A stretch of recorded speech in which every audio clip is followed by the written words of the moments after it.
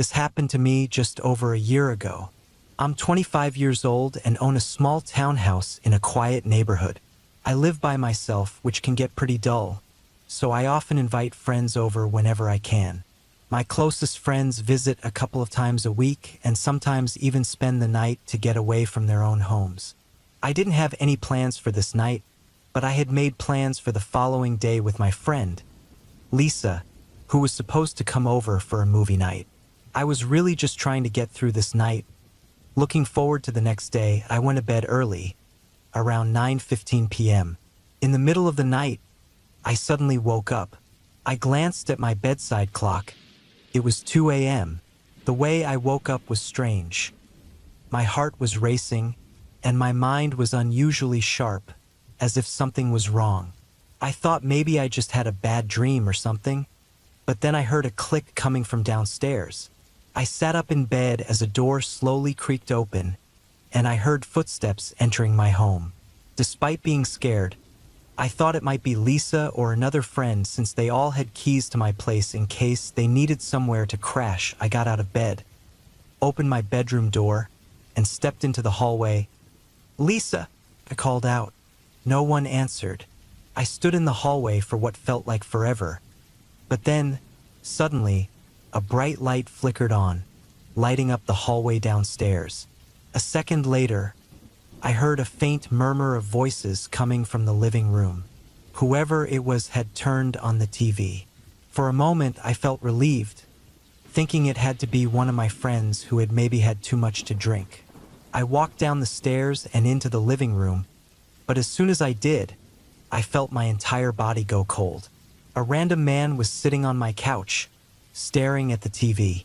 He looked about 50 years old, with long, scraggly black hair and dirty clothes. As I stood there, frozen in fear, he turned his head, glanced at me, and gave me a crooked smile. He even waved his hand, as if inviting me to sit down next to him on the couch. I didn't hesitate. I spun around and ran out the front door as fast as I could. I pounded on my neighbor's door until they let me in and called the police. By the time they arrived, though, the man was gone. No sign of him at all.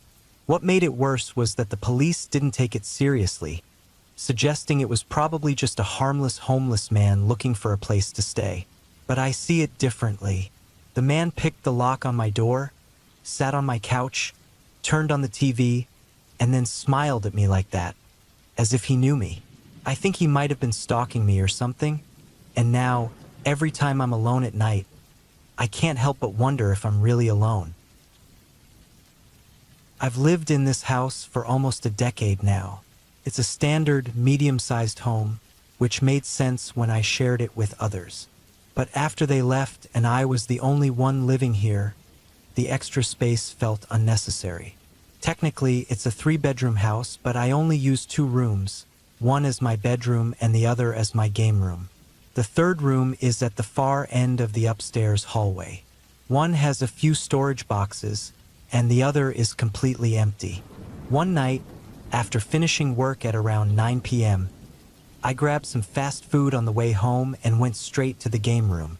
I was off the next day, so I planned to play video games all night. I put on my headphones and started a game, but just before I got into a match, I thought I heard something like a knock at the front door. I took off my headphones and listened, but when I didn't hear anything else, I figured if someone was really there, they would knock again. So I went back to my game. About an hour or 2 later, I heard it again. It sounded like a faint knock or maybe a door closing, but with my headphones on and the door to my room shut, it was hard to tell. I got up and opened my door, peering into the hallway, waiting to hear the sound again. When nothing happened, I went downstairs to check the front door. No one was there and everything seemed normal. Feeling uneasy, I made sure the door was locked before heading back upstairs. This time, I left my room door open, hoping I might hear the sound more clearly if it happened again. I put my headphones back on and resumed gaming. I played through an entire round, which took about 20 minutes. As the game ended, I leaned back in my chair, and out of the corner of my eye, I saw a figure dart past the open doorway. I ripped off my headphones and jumped out of my chair, frozen in fear, unsure of what to do next. I stood there for several minutes before finally gathering the courage to check the hallway and then the rest of the house. No one was there, but the front door was unlocked again. When the police came to investigate, they discovered that someone had been hiding, likely living, in the empty room at the end of the hallway. I hadn't been in that room for weeks, maybe even months, so all this time, someone could have been just on the other side of the wall without me knowing. It's terrifying to think about, especially considering what could have happened if I had confronted them. My buddy Mark and I share a house together. Mark is quite the party animal and often stays out late or crashes at other people's places. So many nights I end up having the house to myself. One of those nights, Mark was out at a bar or something, so I decided to enjoy the evening alone. I grabbed a couple of beers and sat on the swinging bench we had on the front porch. The weather was pleasant, and since it was close to midnight, most of the neighborhood was asleep, making it quiet. After sitting out for about an hour, I noticed a person walking down the street in front of the houses. He was a large man, wearing a hoodie with the hood pulled over his head. However, something seemed off about the way he moved. His steps were stiff, as if only his legs were functioning while his upper body remained oddly still. When he reached the part of the road in front of my house, he stopped and stared directly at me. I waited a few moments for him to say something, but he just stood there, silently watching me from the middle of the street. "Hey man, do you need something?" I called out. He stayed silent for a moment before he started walking up my driveway. I got up from the bench and shouted at him to leave, but as he got closer, I quickly went inside and locked the door behind me. I peeked through the peephole and saw him approach the door. He paused for a moment, then pulled something from under his sweatshirt. It was hard to make out through the small view I had, but it looked like a hammer or a crowbar. Realizing what might happen next, I ran upstairs and locked myself in the bedroom, dialing 911 while trying to stay quiet. I could hear the wood splintering off the door downstairs as I urgently asked the operator for help. Then, there was a loud crash followed by silence, the only sound being the broken door swaying on its hinges. I waited anxiously, expecting to hear his footsteps coming up to the bedroom door at any moment, but the seconds turned into minutes until I finally heard a police car pull into the driveway. I considered running downstairs to meet the officers, but the operator suddenly advised me to stay where I was and wait for the police to come to me. So I sat back down. About 30 seconds later, I heard one of the officers coming up the stairs, followed by shouting and the sound of a taser being fired. The guy had been standing right outside the bedroom door as if he was waiting for me to open it. He was arrested, and as it turns out, he was very drunk. I have no idea who he was or why he did what he did. According to the officers, he wouldn't explain why he was walking down the street or what his intentions were. All I know is if I had opened that door, it could have been the last thing I ever did. This happened in Montana in the late 80s when I was a young teenager during the middle of winter. My family and I lived in a small house deep in the forest. When I say deep in the forest, I mean the closest store and neighbor were at least a 30-minute drive from where we lived. It was probably around 11 p.m., and my dad worked night shifts, so it was just my mom and me at home. It was a typical night until things took a terrifying turn. We had just finished dinner, and my mom was clearing the table. She asked me to wash the dishes, so I started on them. As I was waiting for the cold water to heat up, I noticed the outside lights suddenly went out. My reflection in the window, combined with the light being off, made it very difficult to see, but I could just make out what seemed like a face. Whoever or whatever it was staring directly at me, and I was completely shocked but wiped the fog from the window with a cloth to get a clearer view. As soon as I moved the cloth away, a blinding light shone directly at me. I squinted and looked away because it hurt my eyes, but then the light abruptly turned off. I could still see the figure standing at a distance, watching me. My mom then put the remaining dishes in the sink, snapping me out of my daze. I backed away from the window, and when my mom asked what was wrong, I told her someone was out there watching me and that they had shined a flashlight into our window. She didn't believe me at first, but I insisted, confused about how she hadn't noticed the light when it flashed on me. She must have had her back turned or something. Why Mom thought I was joking, so she didn't even bother to check. Once I felt a bit safer, I walked back to the window to look outside, but there was no one there. The figure had vanished, which gave me a small sense of relief. But suddenly, the doorknob started rattling as if someone was trying to open the door. My mom screamed, and we both grabbed small kitchen knives. Whoever was outside started pulling on the door even harder and began kicking it, clearly trying to break in. We were incredibly fortunate because my dad arrived just in time. His boss had let him leave work early that night, and if not for that, I believe my mom and I wouldn't have survived. That as soon as my dad pulled into the driveway, the intruder ran off. But my dad didn't hesitate. He shot at the man with his Glock 5 times, hitting him with every shot. The man died within minutes. After confirming that the intruder was dead, my dad took us to the police station to report what happened. My dad didn't face any charges. It was clearly self-defense. When the police arrived at our home, they found that the man was indeed trying to break in. He had a handgun hidden in his pants, along with a sharp 6-inch knife. He also had mace and handcuffs.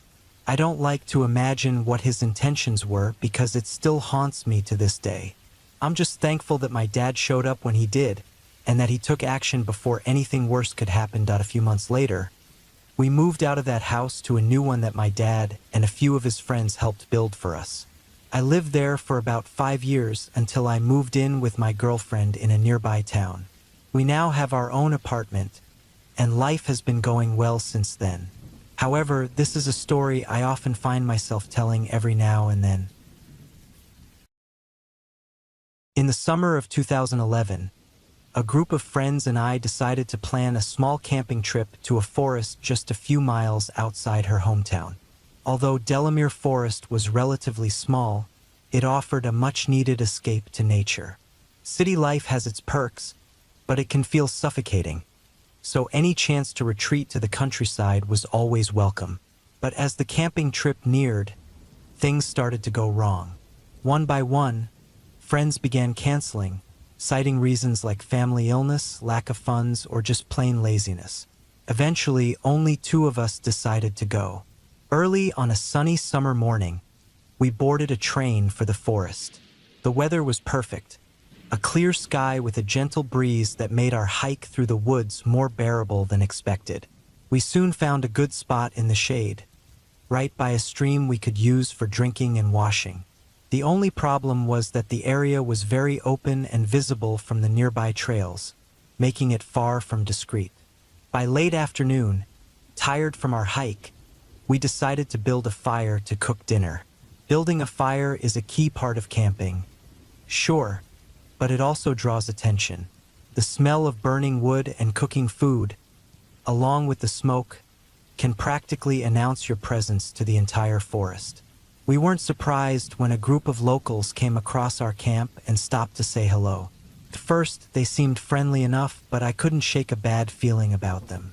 It's interesting how human instincts can pick up on subtle clues, like body language or the way someone talks, that tell us something isn't right. Whether it was the way the locals glanced at each other or the strange questions they asked, I sensed their intentions weren't good. After they left and were out of earshot, my friend suggested we move the camp. Normally, he's the jumpy one who I'm always telling to calm down, but this time I knew he was right. Maybe we were being paranoid, but in situations like this, it's better to be cautious.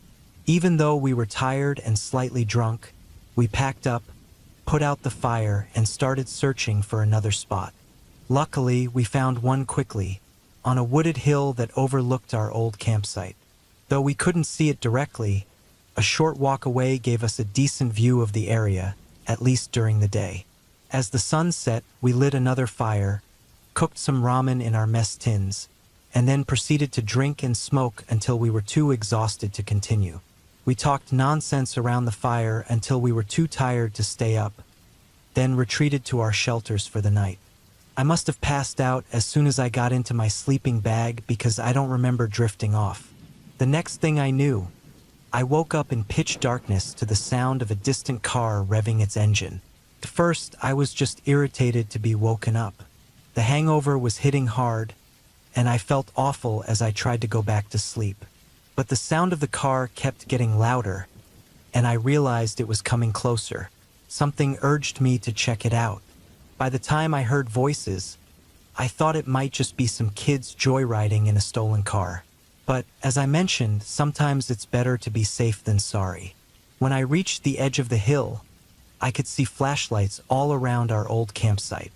The revving engine was from a vehicle that had driven all the way down the forest path to where we had camped earlier. Someone was down there looking for us. I think I acted more on instinct than anything else, quickly and quietly waking my friend. I must have explained what I saw 2 or 3 times before he fully understood. He was just as tired and slightly drunk as I was. But when it finally sank in, he got up and helped me put out our dying fire.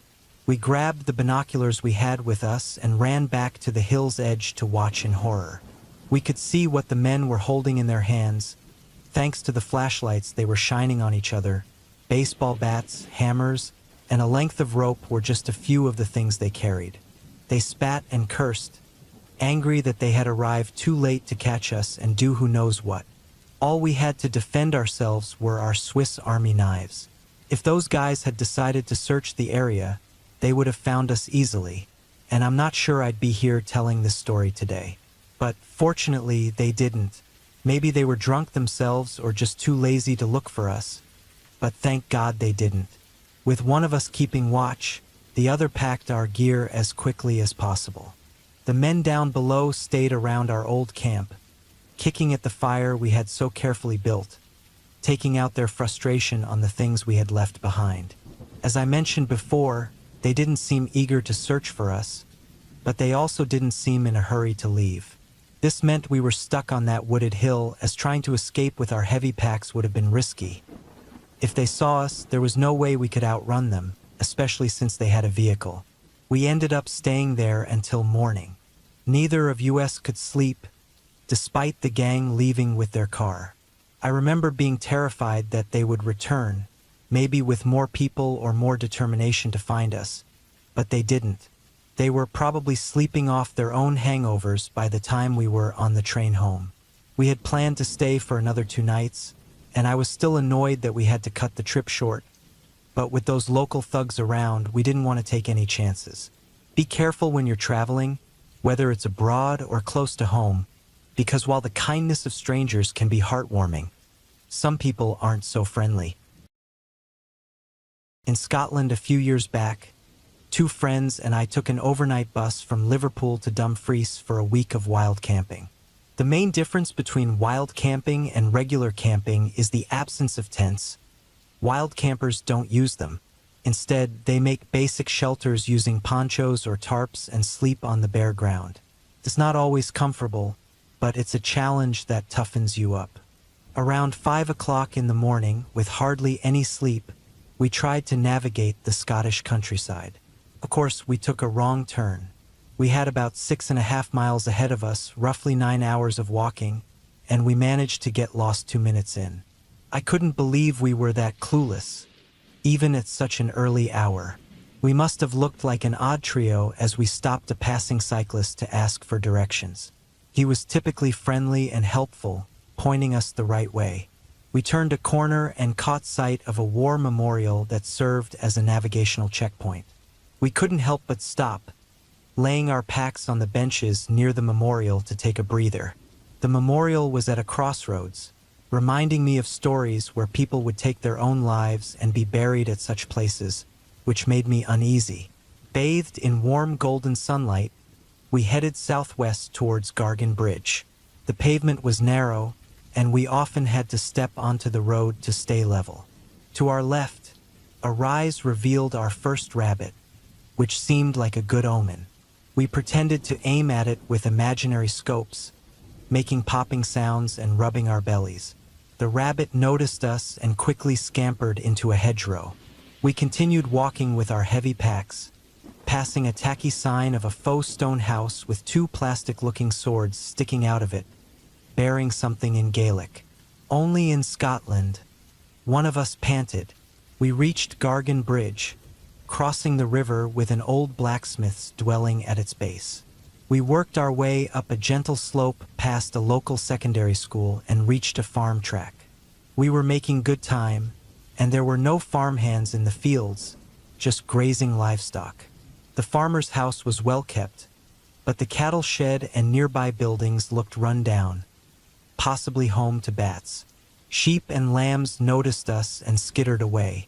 We navigated past the cattle shed and clambered over two fences to avoid a large waste tank. This maneuver inadvertently put us right in front of another fence, the electrified kind. "Is that electric?" someone asked. I followed the wire with my gaze and saw it connect sharply with a battery unit.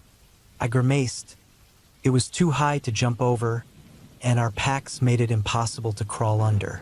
I imagined what an electric shock to sensitive areas would feel like. I spotted a large piece of deadwood nearby, surrounded by fresh cow pats like landmines. Carefully avoiding them, I dragged the deadwood to the fence. It was heavy enough to pin it down, and as I stepped over, I heard it buzz faintly. We crossed two fields, climbing another fence between them, which was not easy with heavy packs. I took out my phone to film the ascent of the first of many hills. We started to breathe heavily as our packs suddenly felt twice as heavy. We leaned forward to maintain momentum, our steps becoming strained and small. I put the phone away as we reached the steepest point. The banter stopped, and we heaved ourselves up the grassy slope. I started to feel hungry as our first rest point came into view, a planned stop to orient ourselves. We laid down our packs just a few yards away from where we had camped on a previous trip and rested our aching legs.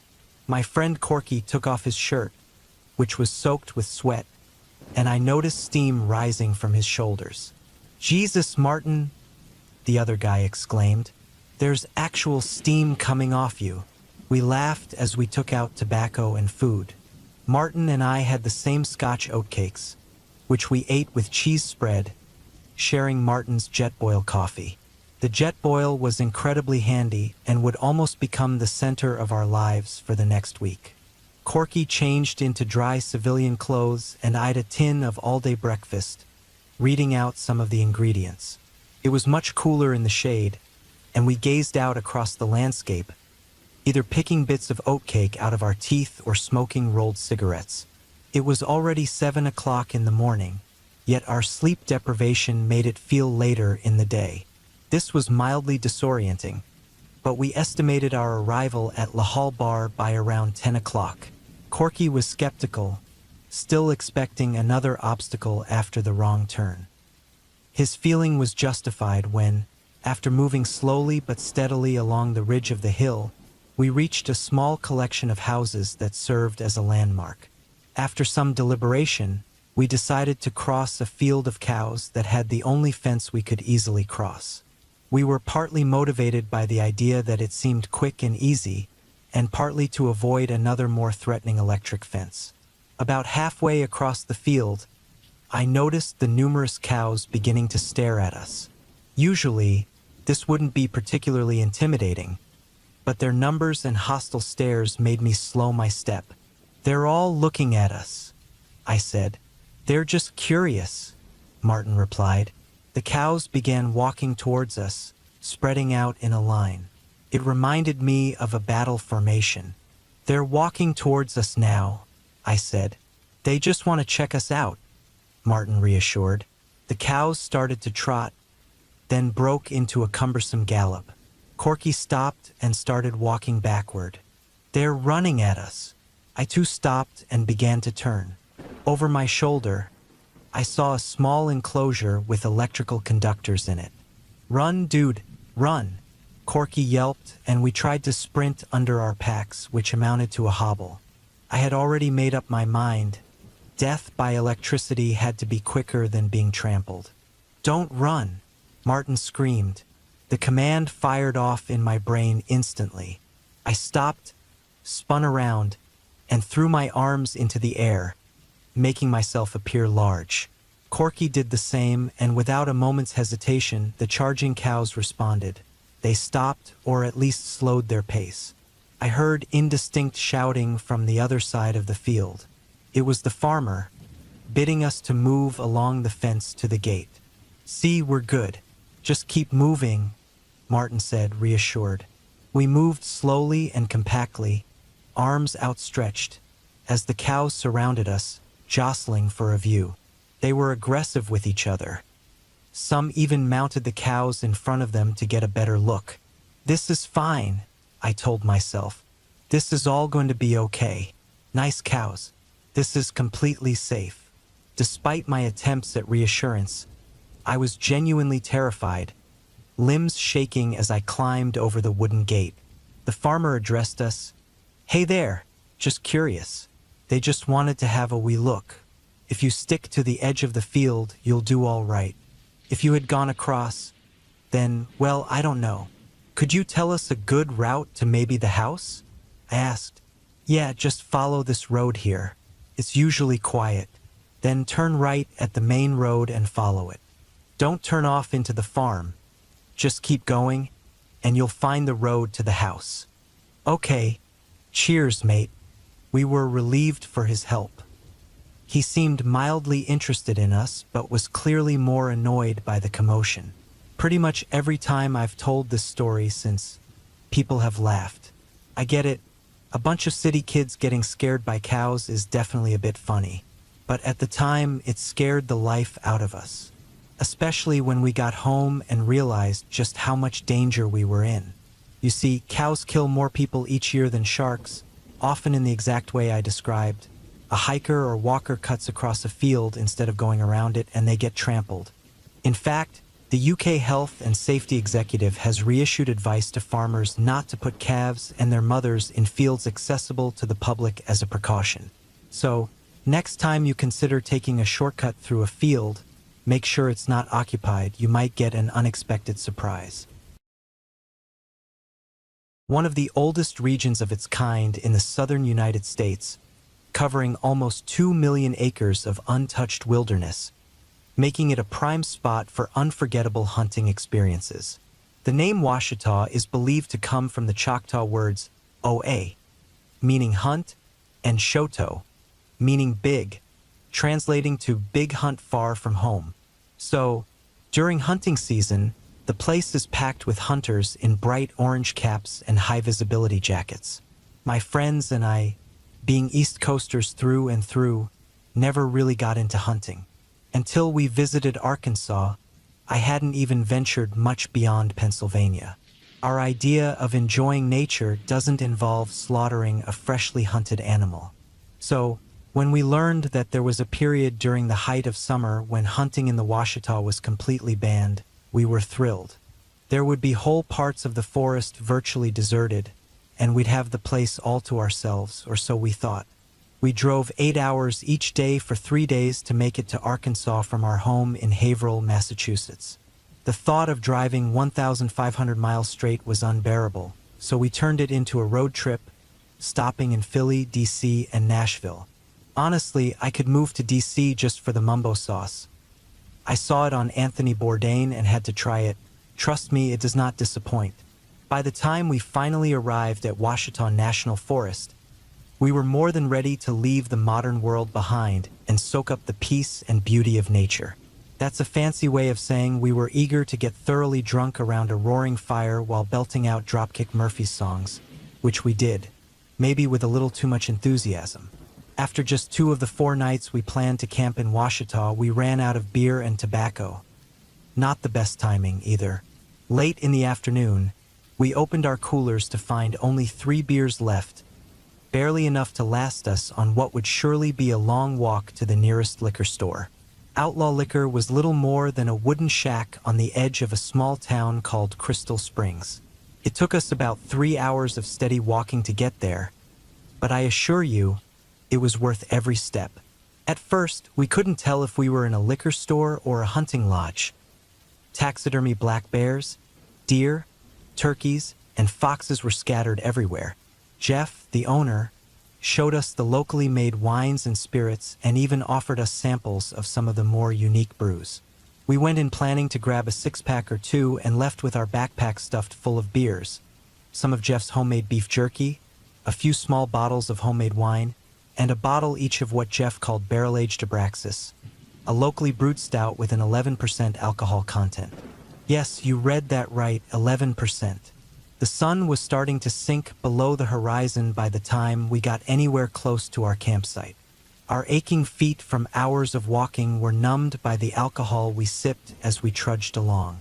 I had already opened my pack of jerky, handing out strips to my friends in the hopes it might soak up some of the booze. We had reached that point in a drinking session when our bladders were getting uncomfortably full, so every now and then, one of us would have to step off the trail for a bathroom break. It was a beautiful evening. Crickets chirped, bats flitted around, chirping softly as they used sonar to catch bugs. When it was my turn to take a break, my friends sat down at the edge of the trail with their beers, while I wandered off into the woods to find a suitable spot. I found one, took care of business, and was about to head back when I heard something through the trees. It sounded like people, their voices low, and the crunch of leaves underfoot. In my half-drunken state, I thought it might be fun to introduce myself, maybe share a few drinks, tell some stories, make some new friends, but these people weren't interested in making friends. As I pushed through a thick patch of brush and into a small clearing, I realized just how bad of an idea that was. As soon as I emerged, 3 or 4 men in the clearing turned to look at me, their faces twisted in angry surprise. They were dressed in rough clothes, tattered leather boots, lots of denim, and each held a weapon. Machetes, Bowie knives, and one had a rusted spiked club that looked like it could have been centuries old. Lying hogtied on the ground between them was a young woman, her body covered in bruises and cuts. I couldn't believe what I was seeing. Never in my life had I heard anything as disturbing as the sounds she made through her gag. When I finally managed to tear my eyes away from the horrifying scene, I looked up at one of the men standing over her. He was smiling and, with one smooth motion, raised a single finger to his lips, signaling me to stay quiet. I turned and started walking, slowly at first. I didn't want them to think I was going to panic or call the police or something. I tried to stay calm, but after a few seconds, I broke into a run, sprinting back towards the trail. I didn't need to say anything to my friends. They started running as soon as they saw my face. We ran and ran until one of my friends threw up beer and half-digested jerky all over himself. But by that point, we were safe. No one was following us. When I told them what I'd seen, a heated argument broke out. One friend wanted to call the police immediately, while the other insisted we get out of the woods as quickly as possible, which would mean driving drunk until we could find a motel. We couldn't risk calling the cops and getting a DUI, not in Missouri. We decided to call the police first, then get out of there and into a hotel before we got pulled over, breathalyzed, and arrested. We never heard back from the police. My friend gave them all the details over the phone, but I never got any closure about what I saw that night. I often wonder what happened to that girl, if she was rescued and is living a peaceful, happy life now. But sometimes, in the darkest moments, I know deep down that she didn't make it out of Washita. Even if she survived, a part of her would be forever lost in that clearing, taken by cruel, wild men. After heading out on a camping adventure in the Scottish Highlands, we faced some harsh conditions. The weather was relentless, and the rugged terrain didn't make it any easier. Despite these challenges, the trip was largely successful. No one got hurt, no one got lost, and nothing even remotely unsettling happened, at least until the last night. When we finally returned to the small Scottish village where we were supposed to catch our bus, we were both physically and emotionally drained. 5 days in the mountains will do that to you. We had barely slept or eaten, so the sight of a small greasy cafe almost brought tears to our eyes. The locals stared at us as we walked in, and honestly, I couldn't blame them. We were a sight, bloodshot eyes, greasy hair, and clothes reeking of smoke from huddling around fires. The villagers were curious but friendly. The cafe owner asked about our trip, taking great pleasure in our awe of the highlands, complimenting the locals on their toughness for living in such a barren place always won you points. With full bellies, we headed to the only pub in the village. They welcomed us warmly and even stayed open an hour later than usual so we'd have a place to stay warm while waiting for our late-night bus. We left the pub about 20 minutes before the bus was due, thanking the staff for their hospitality, and made our way down the dimly lit streets towards the village's only bus stop. The bus stop was right next to a small bridge that crossed the river running through the village. With the dim, flickering streetlights, we could tell there was a bridge, but we couldn't see what was on it. As we anxiously watched the clock, counting down the minutes until we could go home to hot showers, warm beds, and proper food, we suddenly heard a sound from the other side of the river, a grunting noise. We were too tired and buzzed to think much of it at first, but the noise grew louder and more distinct until we realized there was someone on the other side of the bridge, sounding drunk and angry. I can't remember who, but someone among us was curious enough to muster the energy to check it out. I didn't watch them go, but I heard their heavy boots clanging against the metal bridge as they slowly climbed to the top. A few moments later, they hurried back down the bridge, their footsteps quicker than before. "Grab your bags now," they hissed, trying to stay quiet. We had no idea what was happening. I thought it might be some kind of prank, a last-minute attempt to add a bit of excitement to our trip. But one look at my friend's terrified eyes told me he was serious. I had never seen him so scared. As if to confirm the urgency, I began hearing the same kind of footsteps on the metal bridge. Someone was coming across the bridge quickly, making the same angry grunting noises. None of us wanted to take a risk, so we grabbed our heavy packs and hurried across the road into a small, dark street in the village. We hid in the shadows, trying to stay out of sight, but still keeping an eye on the bridge, all of us eager to see what had terrified our friend so much. Then we saw him, a man stumbling down the bridge's metal stairs, something shiny in his hand. "Is that a machete?" one of us gasped. As soon as those words were spoken, the man zeroed in on our voices. He raised the large blade, pointing it toward the alleyway where we thought we were hidden. "You!" he shouted in a thick Scottish accent, then began charging down the stairs, waving the machete as he ran. We bolted, sprinting down the dark street with no idea where we were going, just needing to get away from this crazed, blade-wielding man. Whoever was in the lead had the sense to loop around the block. If we got too far from the bus stop, we'd miss our ride, and the next bus wasn't due for another 2 days. He explained this to us the first chance he got, and we all cursed the situation we were in. Go back to the bus stop and risk getting stabbed, or stay away, miss the bus, and end up stranded in the middle of nowhere in Scotland. It was like a military operation. We moved in pairs, covering each other's movements and keeping watch for the machete-wielding maniac. Somehow, we made it back to the bus stop without running into him again. We thought we had lost him and began to relax as much as we could. It was about 5 minutes after the bus was supposed to arrive, and we started to panic again. Some of us feared we'd missed the bus and would need to find a place to stay the night before running into the machete man again. But we didn't have to wait long. A familiar figure emerged from one of the poorly lit side streets. Our hearts sank as we saw the same man, holding the machete. "You!" he shouted again, slowly walking toward us. This time, we decided to take a different approach. Maybe it was the adrenaline or the sheer desperation to catch the bus and get out of there, but we stood our ground. We yelled back at him, pulling out our tiny Swiss Army knives, daring him to come closer. Looking back, it was almost glorious.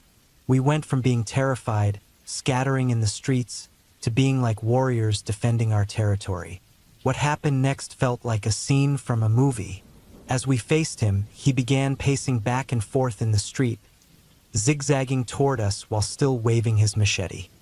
He seemed slightly put off by our newfound aggression, but not enough to stop him entirely. A dreadful feeling came over me as I realized one of us might actually get hurt.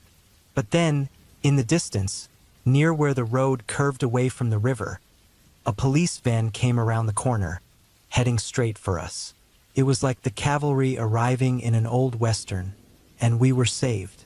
Our bravery doubled, and we even started to move toward the man, pushing him closer to the approaching police van, which he was somehow completely unaware of. He only realized what was happening when the van skidded to a stop behind him, and 3 burly Scottish policemen jumped out and tackled him to the ground. They hit him so hard that you could hear the sickening thud of his head hitting the concrete, but we didn't feel any sympathy. We cheered as the lights in nearby homes flickered on, and faces appeared in windows to watch the scene unfold. Then, just as this was happening, the bus finally arrived, coming around the same corner as the police van. We continued to cheer, grabbing our bags and heading toward our ride home. The police wanted to talk to us about what had happened, but they backed off when we explained that this was our only way out of town. I told them we'd be in touch to give statements later, but we never did.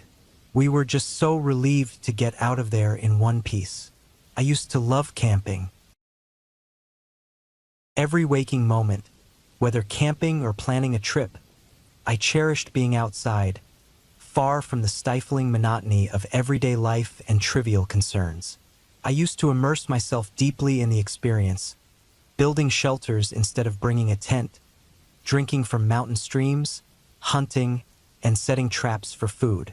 So, in April of last year, 2 friends and I set off on a 4-night hiking and camping trip on the Appalachian Trail. Carrying packs that weighed over 50 pounds, we trekked 20 miles into the lush green hills before reaching our first significant water source, a long stretch of calm, clear water nestled in a picturesque valley. The journey took 2 days with around 18 hours of non-stop hiking.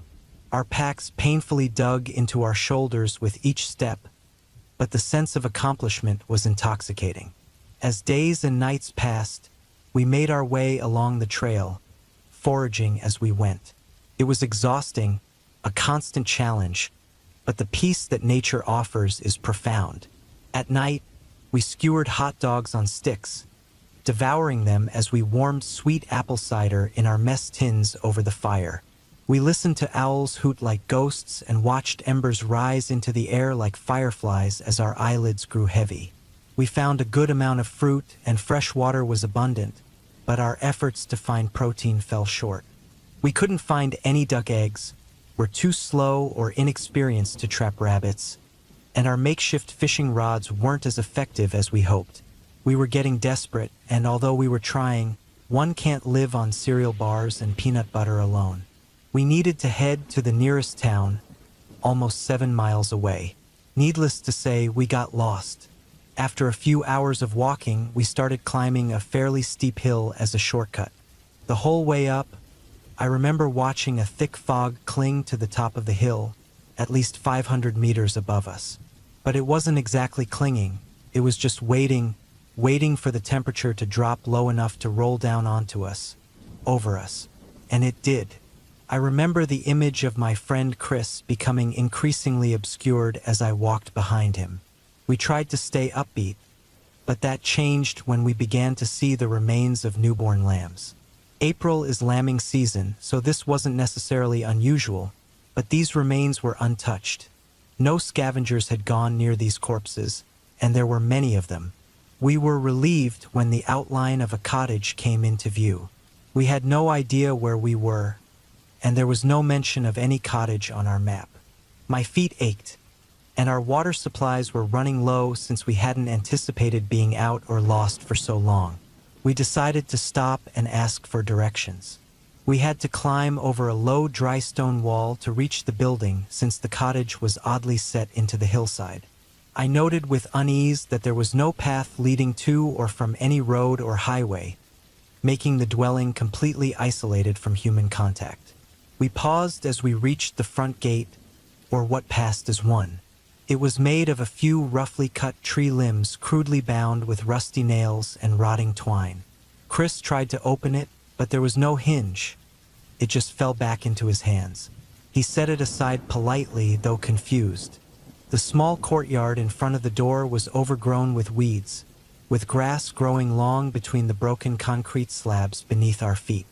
Scattered around the small front garden was an odd collection of items placed in decorative positions. Things were tied to the branches of a sapling in the center of the ragged lawn. Small toy cars, a tennis ball, a hairbrush. A wheelbarrow sat at the base of the tree, filthy from exposure, containing a few soggy books, some VHS cassettes, and a child's action figure. They were strangely arranged in a rough circle around the action figure. Arriving nervously at the door, I reached out, my arm feeling heavy as I made a fist and knocked 3 times, feeling the door shake under the force. Then we waited, listening for any signs of life. Peering through a small, grimy window to the right of the decaying door, I could make out more assorted, seemingly unrelated items scattered on shelves and tables. That's when I turned to Chris. I remember simply saying that we should move on, that no one was home, but he didn't respond. There was something about him. He looked pale and confused. I can hardly describe it now that I try to recall it. He'd been looking through the dirty windows while I knocked on the door and had gotten a much better look inside the house. It was almost like he had seen something but couldn't explain what. He began shaking his head violently, breathing heavily as he hurried out of the small courtyard. I was confused, a little scared, and began shouting after him, asking why he was acting so strange. Yes, the little cottage was odd, but he was acting like he'd seen a ghost. He only replied to me once, through gritted teeth. "We need to leave now."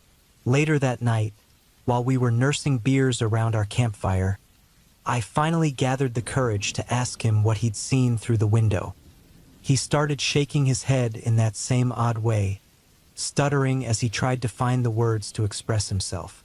He explained that someone had been in that cottage the whole time, hiding from us. As I had been knocking, trying to get their attention, they had taken one brief look outside at us, right into my friend's eyes. He said that he had never seen anyone so disturbed, that he couldn't tell if they were disabled or if they had been beaten so badly that their face was disfigured. He said that when they locked eyes, the figure on the other side of the glass looked terrified. But there's no way they could have survived alone up there. Something else was living there too, something that might have been heading back to the cottage to arrive at any moment. I thank God Once a year, my stepdad's family usually has a small camping trip down in South Carolina. My mom's been married to him for about 6 years now, so I've had the chance to join a few of these trips whenever work allows. The first trip I went on was right after Mom and my stepdad got married.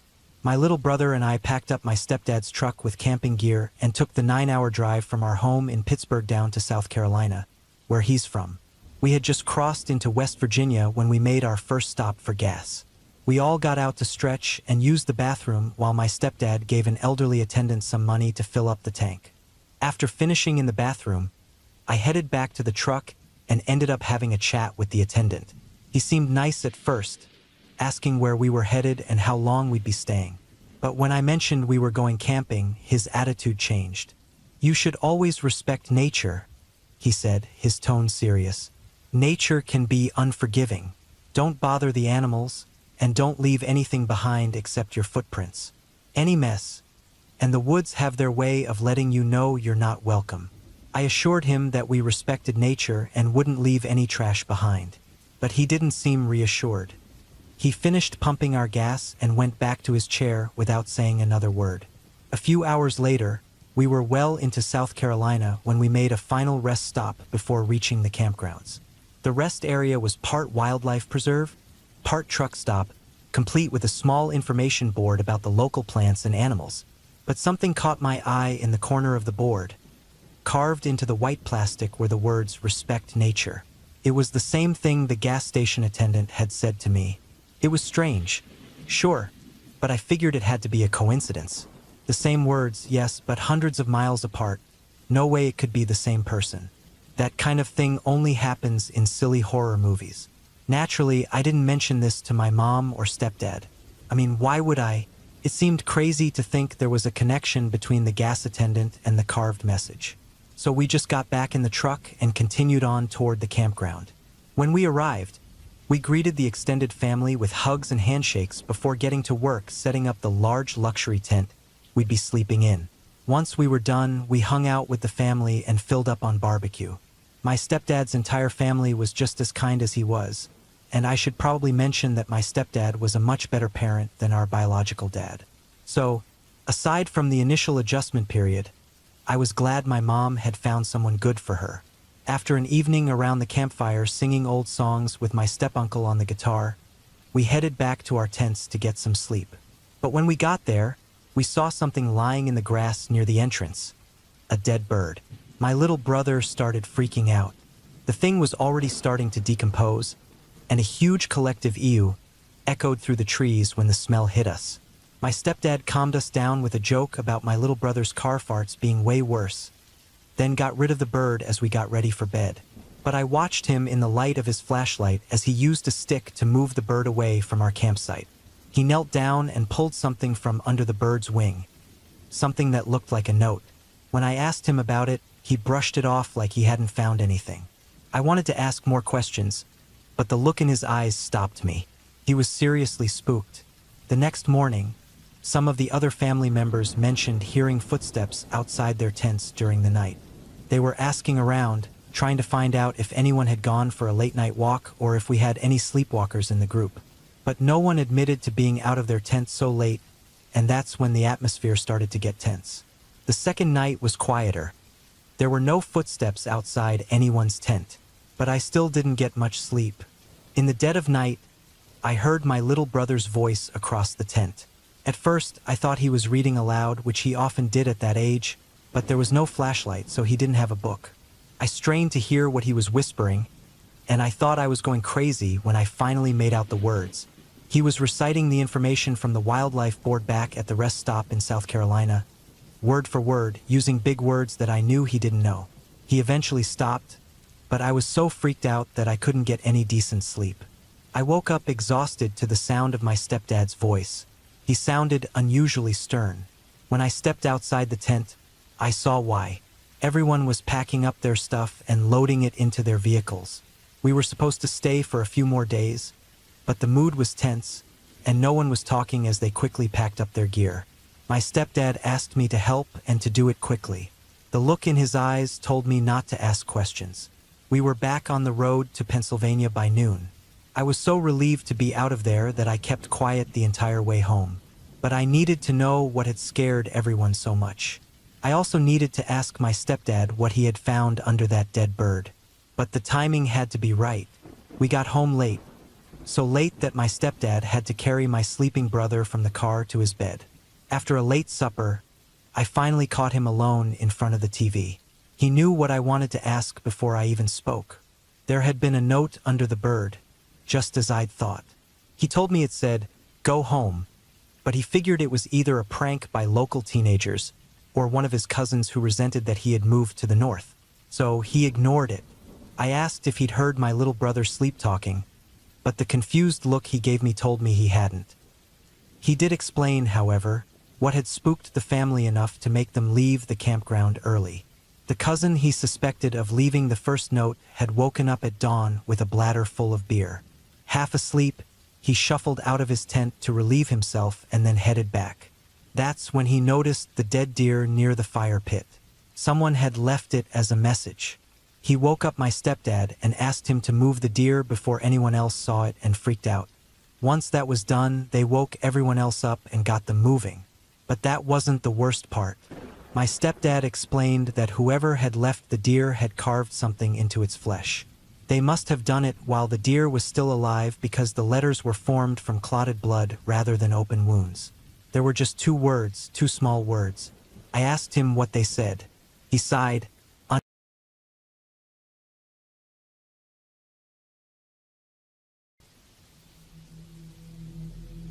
I have always loved driving, spending hours on the road with music playing and letting my mind wander. Sometimes, I even end up sleeping in my car by the side of a quiet country road. I usually travel solo since I don't enjoy being a passenger. Most times, I'll take a nap, wake up, and head home without any issues. Occasionally, I've been startled by a deer or someone knocking on my window to check if I'm okay, which has made me jump, but nothing compares to what happened last night. I took my dogs out for a nice walk at a place I read about online. It was a good 5-hour drive away, and I planned to break up the journey by stopping every hour or so to explore, ensuring the dogs didn't get too restless. I packed enough food and water, planning to be out for a day. The park I was headed to is a popular spot with lots of caravans and the like staying overnight. It was a beautiful day, and we had a great time. When we reached the spot where I planned to sleep, there was no space left to park. The parking area wasn't well defined, so you just had to find a spot where you weren't blocking anyone. It was a small parking area that could only hold about 10 vehicles without getting too cramped. A bit annoyed, I decided to keep driving and eventually pulled into a lay-by to rest before heading home. I let the dogs out to stretch their legs, then settled in to sleep, thinking nothing of it. The place I parked was across from a small cottage, but not directly in front of it, and there were plenty of trees around, so I didn't feel like I was intruding. I felt very safe. However, for some reason, I couldn't seem to fall asleep, which was unusual for me since I usually sleep like a log in my car, which is spacious and comfy. I genuinely believed there was nothing to worry about, until a long, high-pitched scraping noise jolted me and the dogs awake around 11 p.m., just as I had dozed off. The dogs went berserk, barking like mad, and I was still groggy when I noticed a very tall man, probably in his 50s, dragging what looked like a key around the edges of my car. He moved slowly, never taking his eyes off me, with a wicked grin on his face. Terrified, I quickly adjusted my seat and started the car, ready to speed off, but he walked to the front of the car where I couldn't reverse due to the trees. That's when I saw he was holding a butcher knife, which he lifted and waved at me. I screamed and hit the horn, and my dogs were going wild, practically foaming at the mouth, but it didn't seem to bother him. This eerie standoff lasted maybe 10 to 15 seconds. Then he just turned around and walked back across the road into the cottage. I drove home without stopping, completely shaken. I've decided never to do that again. Thanks for ruining it for me, truly terrifying man, and for messing up my car's paint. I'm not sure if he was trying to teach me a lesson for parking near his house or what, but it's something I'll never forget. I had just turned 21, so I hadn't been to many bars before. My buddy was already pretty tipsy when we headed out since he'd been drinking on the way. When we got to the bar, I sat down, and a girl with bright, almost unnatural, red hair came over to chat with us. She introduced herself as Amber. She was flirting with both of us, though my friend was already pretty far gone. I played along, acting like I was more drunk than I actually was, just to keep things going. Amber seemed like she might be looking for free drinks, so I told her we didn't have much money. Surprisingly, she offered to buy us drinks and kept them coming. I started getting confused about whether she liked me or my friend more. At one point, my friend went to the bathroom, but he got kicked out by the bouncers before he could come back. Amber and I followed him outside, and she kept insisting that he should go home with her. He was so out of it that he could barely respond. I told her he was too drunk, and I couldn't let him go off like that. I didn't want him waking up hungover in some strange place with no idea what had happened. Amber kept pushing, saying she'd take care of him, but I insisted that if he was going anywhere, I had to go with him since he was my responsibility. I think she assumed I was jealous or something, but my friend could barely stand and seemed to have lost interest in her anyway. Then, she shifted her attention to me and offered to call a cab for my friend, so we could go to her place alone. I'd had a few drinks by this point and was feeling buzzed, so I agreed. We put my friend in a cab, and then Amber and I walked to her car. On the way, I stumbled a bit, and she joked, "You're pretty drunk, huh?" With a smile, holding onto my arm. I admitted that I was, but something about how smoothly everything was happening made me a little uneasy. We got in her car, and she suggested stopping at a liquor store to get more to drink, offering to pay. I didn't really want to drink more, but I didn't want to seem boring, so I asked her to get me a small bottle with some juice to chase it. She came back with a lot more than just a small bottle, and I assumed she wanted to drink too. As we drove, we passed the bottle back and forth, but I noticed she was only taking tiny sips while encouraging me to drink more. I started pretending to drink by spitting the liquor into the juice bottle, then tossed the bottle out the window so she wouldn't notice. She seemed to believe I was much drunker than I really was. I called her by the wrong name a few times on purpose to see how she'd react, but she didn't correct me, which made me think she might have lied about her name. We eventually reached her house, and I pretended to stumble and trip as we got to her front door. She helped me inside, and I noticed she locked the door behind us, which struck me as odd. I asked to use the bathroom, went inside, and locked the door. I looked at myself in the mirror, feeling uneasy, like something wasn't right. I turned on the sink to make some noise and made myself throw up the liquor I had drunk earlier. Then, I drank some tap water from my hands to sober up. I still wanted to hook up with Amber, but I felt like I needed to stay sharp. As I turned off the sink, I heard her talking to someone. "He's really drunk, barely able to stand." "You do it," she said. My heart started racing. Who was she talking to? Do what? I walked out of the bathroom and into the living room, just in time to see Amber heading into another room. All I saw was the back of her head with that bright red hair disappearing into the darkness. "Hey, where are you going?" I slurred, trying to sound drunk. She came back into the living room and suggested we go to her room. But as I looked at her, I realized her face was different. It was a completely different girl wearing the same wig. My heart nearly stopped, but I tried to act like I didn't notice. I smiled and told her I needed to use the bathroom one more time, apologizing for being so drunk. She seemed irritated but told me to hurry.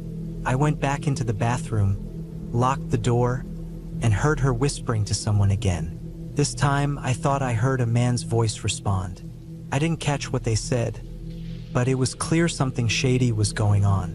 I knew I had to get out of there. I opened the bathroom window and climbed out, running faster than I ever have in my life. I didn't look back, just kept running through yards until I hit a road. Eventually, I reached a convenience store and stayed in front of the camera, calling a taxi to take me home. I still wonder what they were planning that night. Why did she use a fake name? Why were they so insistent on getting us drunk? And what was with the wig? I can't shake the feeling that I narrowly avoided something terrible. I live near the American River in Sacramento, California, just a few miles from the river itself. A short walk from my neighborhood leads to an old part of town where all you'll find are chickens roaming around in small, family-run businesses. My first job was at a family-owned coffee shop in that little town when I was 16. To give you some context, a lot of homeless people would gather by the river, and they often wandered into the shop. I got used to dealing with different folks almost every day, and it didn't bother me much. But there was one guy I remember vividly, and it still gives me chills to think about. When I first started at the shop, it took me a while to get to know the regulars and remember their names. There were so many faces, but one face stood out more than the others for some reason. A short, bald man with a wide nose and thin glasses. He wasn't very old, but not young either. He had a habit of standing outside the shop for about 10 minutes every day before coming in. Once inside, he would stand in the back of the cafe, just watching me and my coworkers as we cleaned and made coffee. Sometimes he wouldn't order anything, but when he did, it was always the same. A small black coffee and a little serving of potato salad. Every time, he would ask for napkins and a pen after ordering. Then he'd write something on one of the napkins, leave his empty cup on the table, and take his food to go, usually standing outside the shop, watching us as we cleaned up after him. Over time, I noticed that he seemed a bit annoyed whenever I wasn't the one to pick up his trash. He started leaving small notes on the napkins in rough, poor handwriting. At first, the notes seemed harmless, even sweet, like a simple thank you. But slowly, they started to get weirder. What started as simple notes like, "Have a great day," turned into things like, "You look beautiful today," or "I love your hair." My coworkers would sometimes joke about the notes if they found them before I did. But once he realized other girls were picking them up, he started leaving them on the counter near the espresso machine, where only I would see them. One note even said, "You make me happy, Kate." To this day, I still don't know how he learned my name or who he asked, but I suspect one of my coworkers might have told him when I wasn't around. As the weeks went on, I started feeling more and more uncomfortable whenever he stood outside, watching me work, or when he ordered from me directly. But I always smiled and thanked him as I got his coffee and salad, keeping my customer service persona intact. Then came the part that really got creepy. One day, toward the end of summer, he did his usual routine of looking through the window before coming in to order. But this time, he didn't ask for napkins or a pen, just his coffee. After ordering, he went to the restroom. I lost track of how long he was in there because I went on my lunch break right after. When I returned, one of my coworkers mentioned that someone had left their cup in the restroom, and it was found empty on top of the toilet. When I went to check, I realized the cup wasn't just empty. It had been filled with something disturbing. I didn't see him for a while after that because I switched from morning shifts to closing shifts. The last time I saw him, he came in late, probably figuring out my new schedule either by watching or asking my coworkers. He politely asked for a coffee, potato salad, a pen, and a napkin. I complied, though I wasn't exactly thrilled about it. He followed his usual routine, drinking his coffee, writing on the napkin, and leaving it on the counter without looking up before walking out into the night. This time, the note he left read, "You're lovely every time. Thanks for the smiles. Leave the glitter to the blondes." I have no idea what that last part meant. He also wrote, "You're a young flower in the sunset, Kate." After that, I never saw him again, either in the shop or outside by the window. I don't lend out pens as much as I used to now. Months ago, I began a part-time job at a large electronics retail store. I'm a woman in my mid-20s, about 6 feet tall, and I used to play college water polo. My main responsibilities were handling calls, assisting with orders, complaints, and scheduling. Occasionally, I helped out at the registers when things got busy. I'm a friendly, outgoing person, and I enjoy chatting with customers, often joking around with regulars, always keeping it professional, never suggestive. This all happened within about 2 months. One day, a customer, an older man in his 60s, around 6 feet 6 inches, who had become a regular, approached me while I was at the register. He was holding a coffee, and I jokingly asked where mine was. He offered to get me one, but I declined several times, saying, "Oh no, I was just kidding.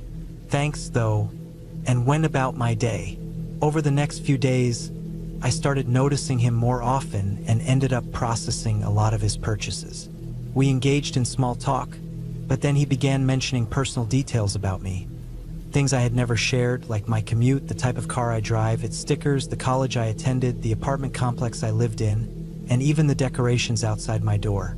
At first, I dismissed these comments, thinking he might have overheard something, but then he asked for my phone number.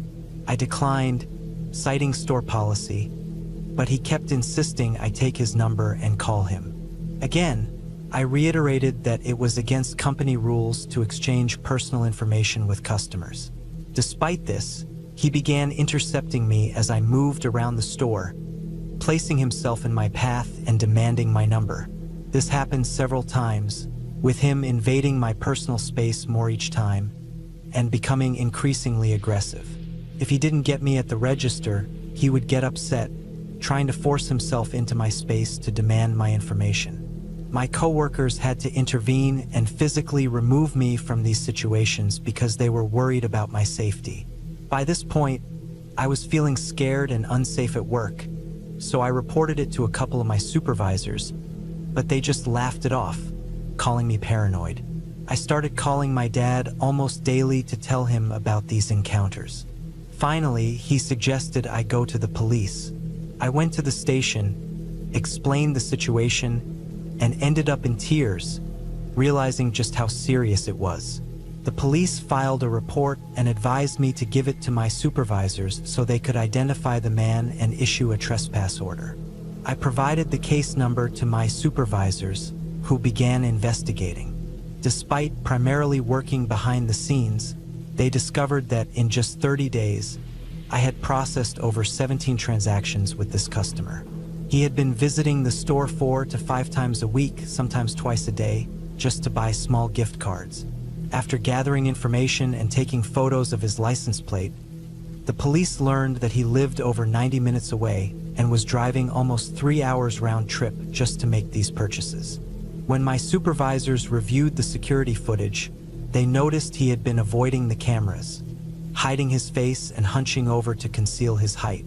They also saw that he would often linger in the store for 35 to 45 minutes, just watching the registers, waiting for me to appear. If he missed me, he would return later, right around the time my shift ended, as he seemed to know my schedule. Because there was no clear image of him, the store had to rely on me to identify him so they could issue the trespass order. He continued to harass and threaten me for my information several times because no one knew exactly what he looked like. It took another 2 weeks before I finally managed to point him out to a supervisor. He cornered me again, demanding my number, but I was able to slip away, and the supervisor approached him, issuing the trespass order for harassing employees. He denied everything, claiming they had the wrong person. When the police contacted him to explain the trespass boundaries and ask for his side of the story, he claimed that I had never told him no, implying that it was my fault. He argued that he shouldn't be banned from the store, insisting that if I didn't want him to bother me, I should have been clearer.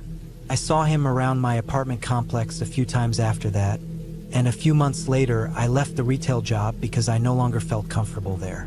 I had enjoyed working there, but I never wanted to risk encountering him again.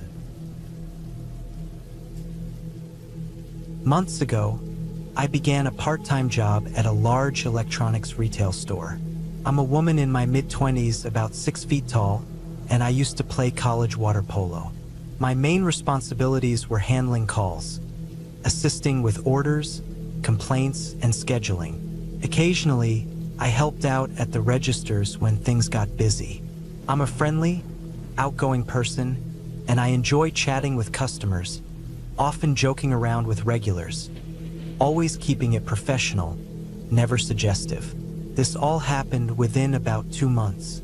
One day, a customer, an older man in his 60s, around 6 feet 6 inches, who had become a regular, approached me while I was at the register. He was holding a coffee, and I jokingly asked where mine was. He offered to get me one, but I declined several times, saying, "Oh no, I was just kidding. Thanks though," and went about my day. Over the next few days, I started noticing him more often and ended up processing a lot of his purchases. We engaged in small talk, but then he began mentioning personal details about me. Things I had never shared, like my commute, the type of car I drive, its stickers, the college I attended, the apartment complex I lived in, and even the decorations outside my door. At first, I dismissed these comments, thinking he might have overheard something, but then he asked for my phone number. I declined, citing store policy, but he kept insisting I take his number and call him. Again, I reiterated that it was against company rules to exchange personal information with customers. Despite this, he began intercepting me as I moved around the store, placing himself in my path and demanding my number. This happened several times, with him invading my personal space more each time and becoming increasingly aggressive. If he didn't get me at the register, he would get upset, trying to force himself into my space to demand my information. My coworkers had to intervene and physically remove me from these situations because they were worried about my safety. By this point, I was feeling scared and unsafe at work, so I reported it to a couple of my supervisors, but they just laughed it off, calling me paranoid. I started calling my dad almost daily to tell him about these encounters. Finally, he suggested I go to the police. I went to the station, explained the situation, and ended up in tears, realizing just how serious it was. The police filed a report and advised me to give it to my supervisors so they could identify the man and issue a trespass order. I provided the case number to my supervisors, who began investigating. Despite primarily working behind the scenes, they discovered that in just 30 days, I had processed over 17 transactions with this customer. He had been visiting the store 4 to 5 times a week, sometimes twice a day, just to buy small gift cards.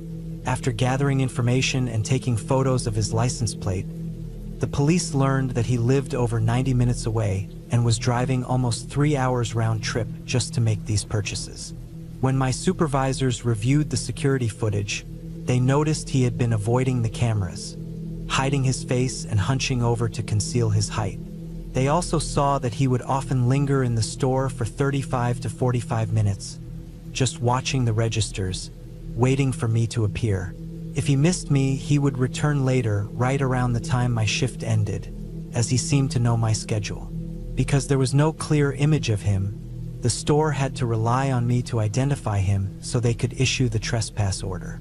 He continued to harass and threaten me for my information several times because no one knew exactly what he looked like.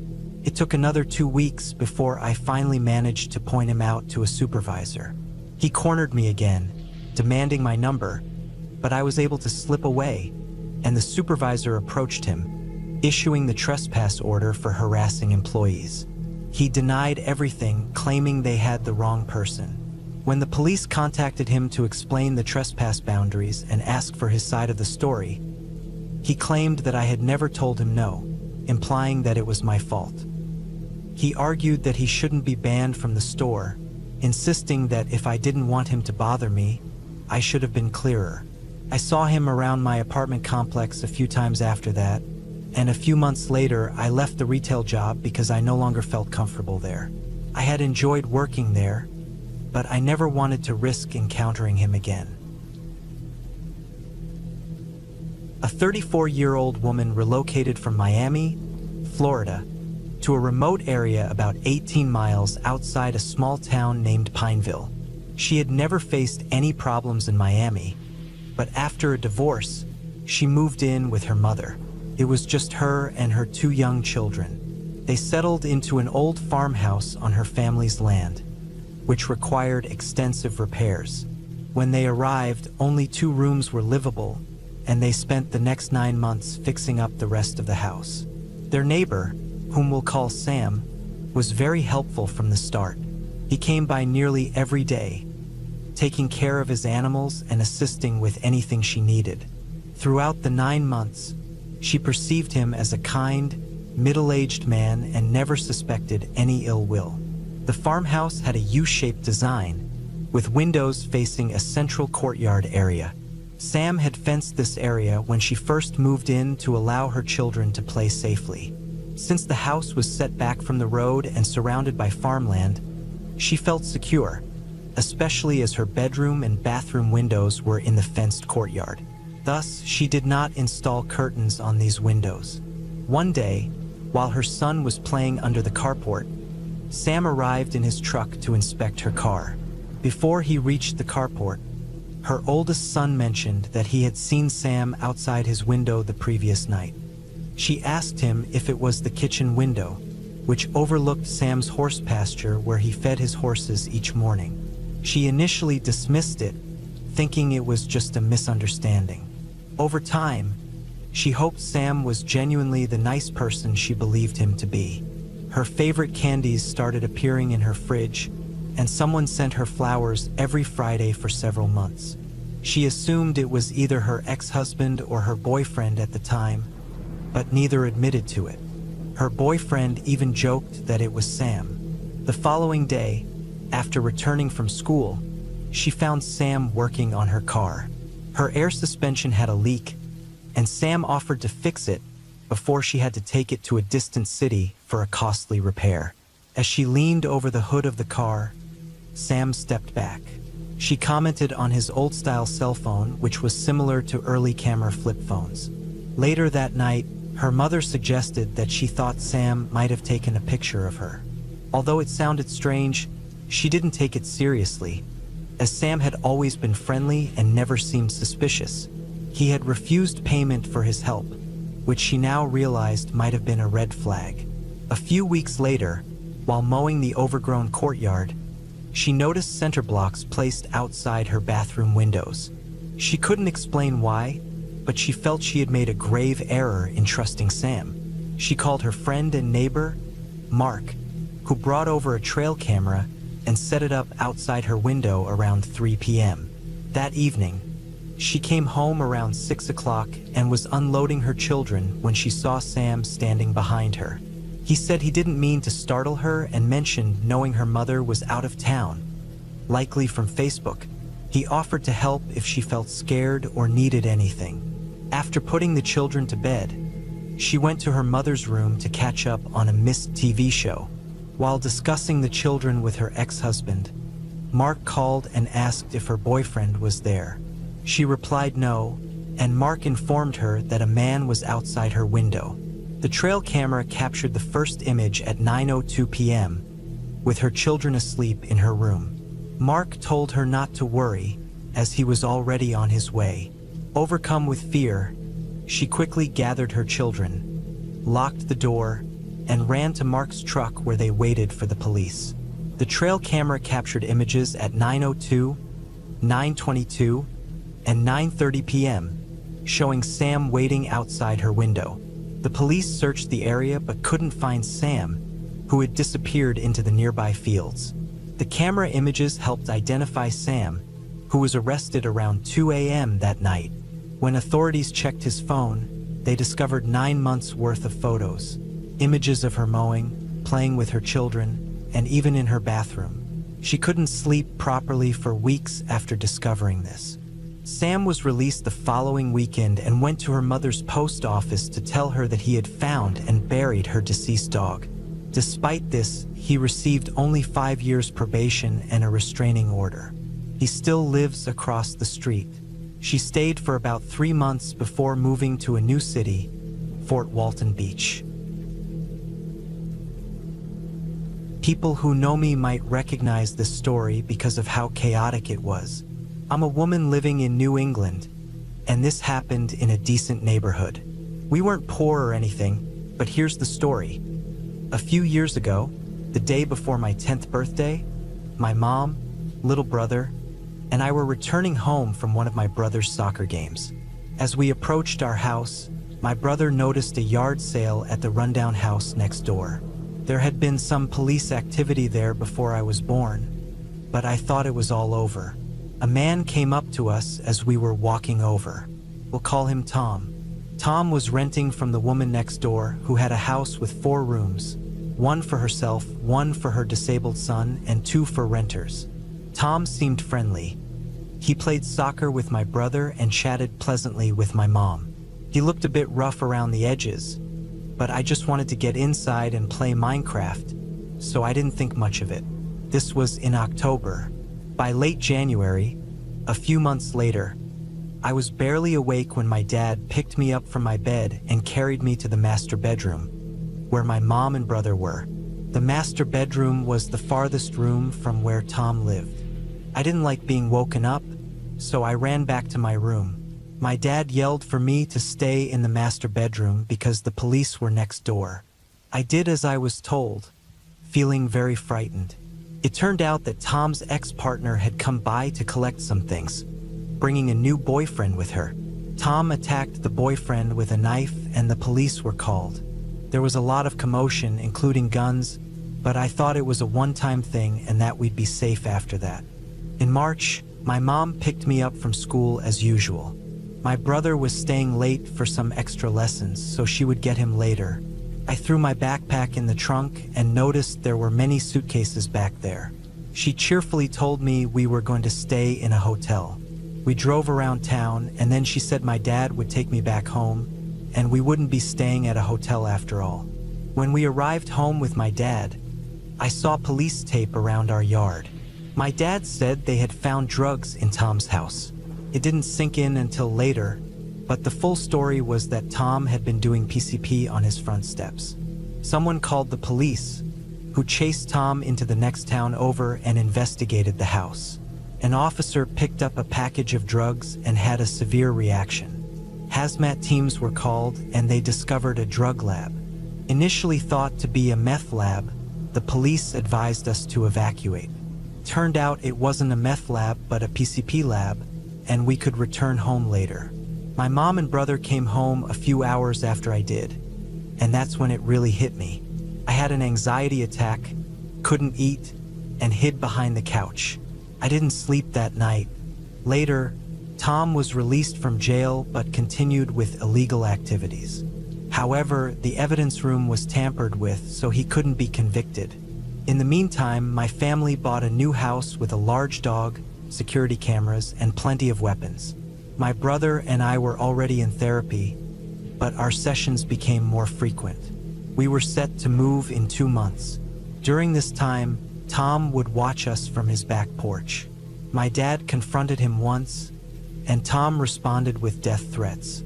On the day we moved, Tom let his pit bull loose, not realizing we had already left.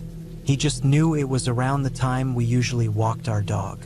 About a month later, Tom, high on PCP, went into a local grocery store and picked up a small child. When the parents noticed, Tom dropped the child and tried to hide, but the police caught him. He was released from jail a month later due to overcrowding. I'm not sure what the final outcome was, but I think Tom might have been capable of kidnapping. It's terrifying to think about what might have happened to me and my brother. Tom, I helped you overdose on your stupid PCP. I gave you a chance, and all you gave me and my brother was childhood trauma. 3 years ago, when I was 22 and recently single, my best friend and I started hanging out at our favorite bar nearly every night. It was an Irish pub in a decent part of town, and it had a cozy vibe. We had become friends with the bartenders there. For context, I'm a woman and my best friend is a bisexual man, and there was no romantic involvement between us. One evening, while we were enjoying a few drinks, a man in his 30s or 40s with a strong Irish accent walked in. My friend and I were chatting, and I mentioned my new shirt. The man, who we'll call Liam, complimented me loudly from across the bar, saying how stunning I looked. He asked the bartender to tell me how beautiful I was. The bartender, used to dealing with odd characters, gave Liam a strange look but ignored him. About 10 minutes later, Liam came over and sat next to me. Usually, I'd avoid creepy people, but with just my friend and me left in the bar, I decided to chat. Liam seemed friendly enough at first, talking about his plans to buy the bar, which struck us as odd since we knew the place was family-owned. He mentioned he'd be back in about 20 minutes to get his cousin from a nearby hotel. When Liam returned, he brought a very attractive woman with him. My friend, who hadn't had much luck with women lately, was quite taken with her. I encouraged him to go for it, thinking it would be a great opportunity for him. I went outside for a cigarette, leaving my friend with the woman. While outside, Liam approached and offered to give me a palm reading. He took my hand and started kissing it, claiming to come from a long line of gypsies. He made vague predictions that didn't seem to apply to me. He suggested that his cousins were looking for a fun night and wanted us to show them around. I said we were pretty out of it and thinking of heading home. Liam then said, "Oh, it looks like your friend isn't going anywhere." I looked inside and saw his cousin rubbing her foot up and down my friend's leg. My friend, who usually doesn't get such attention, was visibly embarrassed but excited. Despite feeling uneasy, I went back inside to check on things. My memory of what happened next is a bit fuzzy, but Liam became increasingly loud and aggressive. When I suggested we should leave, Liam started demanding more drinks and threw a fit when the bartender refused. He threw a $20 bill at the bartender and started causing a scene. A man got in my face, insisting I drink what he gave me, and I ended up drinking it.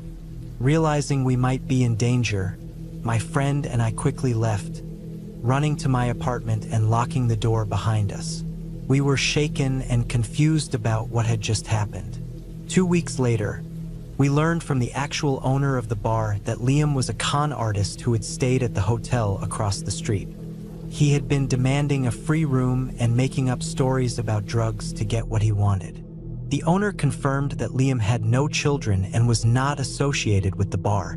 I've wondered why Liam and his cousin tried to manipulate us. I initially thought it might be a robbery or something worse. I even looked into Irish gypsies who are known for traveling and stealing. If anyone knows more about this or has a similar story, I'd love to hear it, as this experience has left me quite unsettled. Growing up on a well-known haunted estate, I was never actually frightened by ghosts, more curious and intrigued. Despite my interest, there was only one time that scared me so much I swore never to go on another adventure like it. Interestingly, it wasn't even paranormal. When I was 19, my then boyfriend and I enjoyed exploring and decided to go ghost hunting around midnight. We lived in a small town in Virginia, so there were plenty of eerie spots to check out. We often visited places like Old House Woods and Crawford Road. On one occasion, we rounded up a few friends and planned a ghost hunt. We usually relaxed with some drinks before heading out, but this time we just grabbed some fast food and headed to Roswell House, planning to stop at Crawford Road on the way back. That night, everything started off really fun. We couldn't stop laughing, but one friend began feeling uneasy. He urged us to skip Crawford Road and head home or get some fast food instead. My boyfriend and I were set on visiting Crawford Road, and since my boyfriend was driving, our friend had no say. We drove to Crawford Road, known for its spooky bridge on a desolate road.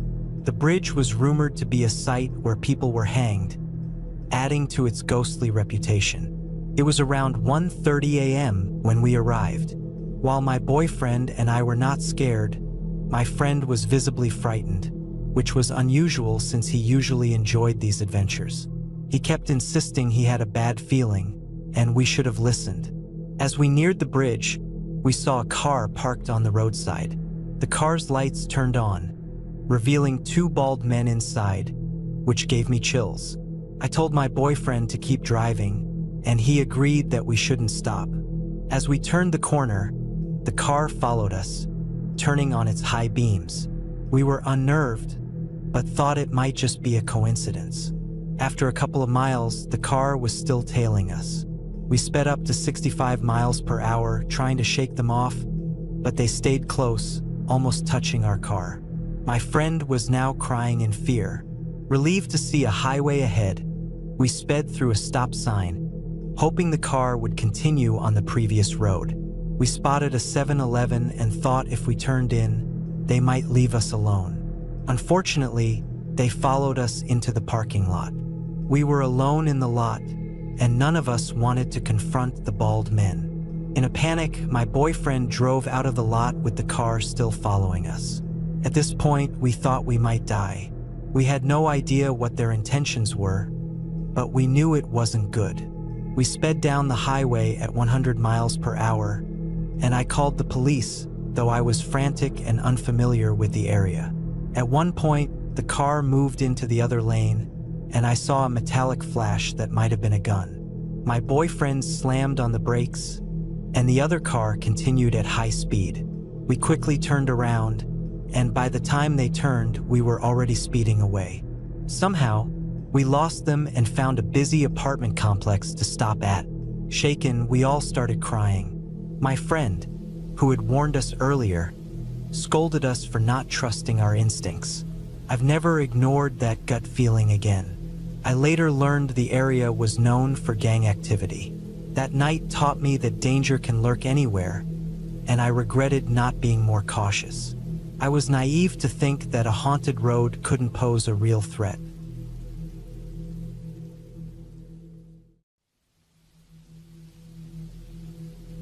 I decided to camp in the Black Hills of South Dakota for some peace and quiet.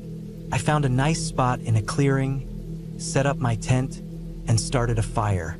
The forest was calm, and I felt relaxed, ready for a peaceful night under the stars. As evening turned to night, I started hearing the distant hum of ATV engines. It was annoying, but it wasn't too close, so I tried to ignore it. After a while, the noise got louder, and I saw the lights of the ATVs heading towards my camp. 4 riders pulled up, their engines roaring and their laughter even louder. I felt a bit uneasy but tried to stay calm.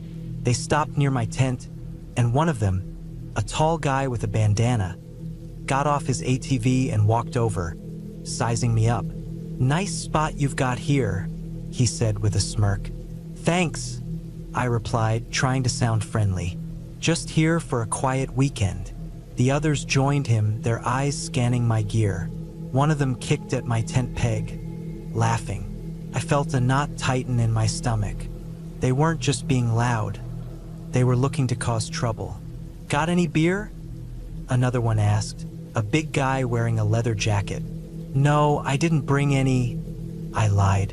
"I had a couple in my cooler, but I didn't want to give them any excuse to stick around." "Too bad," the tall guy said. "Guess we'll just hang out here for a while then." He sat on a rock near my fire, acting like he owned the place. I didn't know what to do. I felt trapped. If I told them to leave, they might get angry. If I did nothing, they might stay and cause more trouble. They talked loudly amongst themselves, making crude jokes and comments. Every now and then, one of them would glance over at me, grinning. I pretended to be busy with my fire, but my mind was racing, trying to figure out how to get them to leave without things getting worse. After some time, the big guy got up and started going through my stuff. "Hey!" I shouted, unable to stay quiet anymore. "Leave my gear alone." He looked at me, surprised that I'd spoken up, then laughed. "We're just taking a look," he said, throwing my backpack to the ground. I felt my anger rising but tried to keep it under control. "Please, just leave my stuff alone," I said, my voice shaking. The tall guy stood up and walked over, getting right in my face. "You got a problem?" he asked, his eyes cold. I took a step back, my heart racing. "No problem," I said, trying to keep my voice steady. "I just want to be left alone." He stared at me for a moment, then turned back to his friends. "Let's go," he said, much to my surprise. "This place is boring anyway." Relief washed over me as they got back on their ATVs, but just as they were about to leave, the big guy grabbed a stick from the fire and tossed it at my tent, setting it ablaze. They roared with laughter as they sped off into the night. I quickly grabbed my water bottle and tried to put out the fire, but my tent was already destroyed. I managed to stop the flames from spreading, but my gear was a mess. I felt a mix of relief and anger. They were gone, but they'd left me in a terrible situation. I spent the next hour cleaning up the mess and saving what I could. The forest was quiet again, but the peace I'd felt earlier was gone. I kept glancing around, worried they might return. Deciding it wasn't safe to stay, I packed up what was left of my gear and started hiking back to my car. The darkness and the sounds of the forest felt much more threatening now, and every rustle of leaves made me jump. I finally reached my car just before dawn, exhausted and shaken. I threw my things in the back and got in, locking the doors. As I drove away, I kept checking the rearview mirror, half expecting to see the ATVs chasing after me. When I got home, I reported the incident to the local ranger station. They took my statement and said they'd look into it, but I don't know if they ever found those guys. One thing's for sure, I won't be camping alone in the Black Hills again.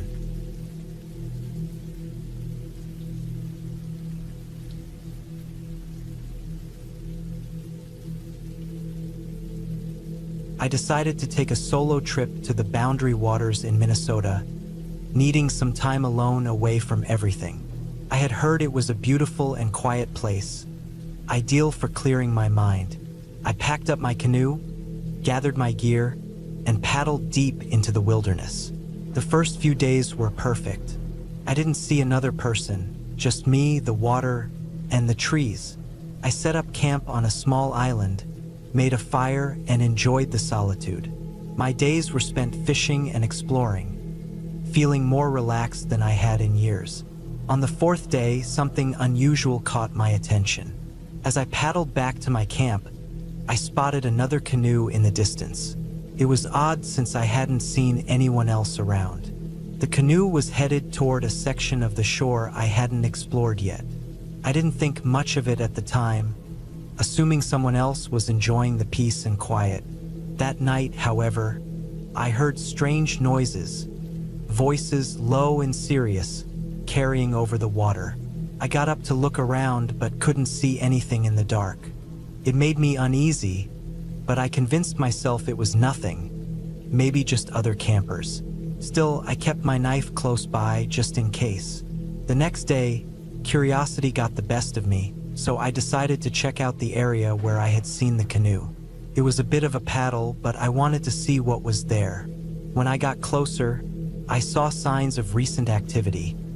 Footprints in the mud, discarded food wrappers, and the remains of a fire. Someone had clearly been camping there recently. As I examined the area, I heard those voices again, much closer this time. I quickly hid behind some bushes and watched as three men came into view, carrying large bags and speaking in hushed tones. I couldn't hear what they were saying, but they didn't seem like ordinary campers.